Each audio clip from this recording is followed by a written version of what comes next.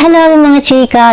So grabe pinag-uusapan ngayon sa social media ang pag-guest ni Caprice Cayetano at Hit Jornales sa All Out Sunday na kung saan ay simula pa lamang ng programa ramdam na agad ang excitement ng mga fans kasi sila talaga yung hinahanap.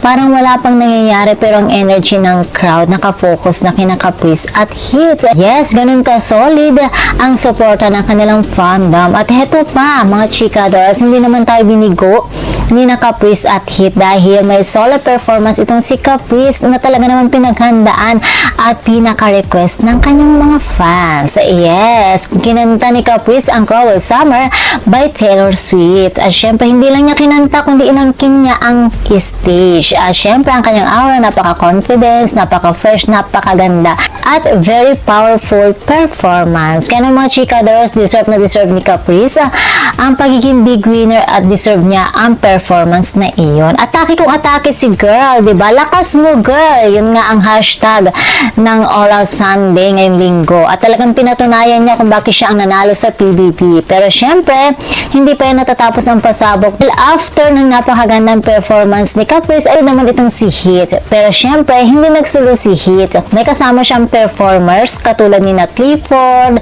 Josh Ford, Alin Ansay at iba pa. At alam niyo naman, kinanta nila ang Bebot. Grabe din ang energy ng performance na to mga chikadora. Suwag kung suwag, galaw kung galaw, talaga napaindak pati ang audience. Pati nga si Caprice, diba, para siyang kinilig at napabebot din siya.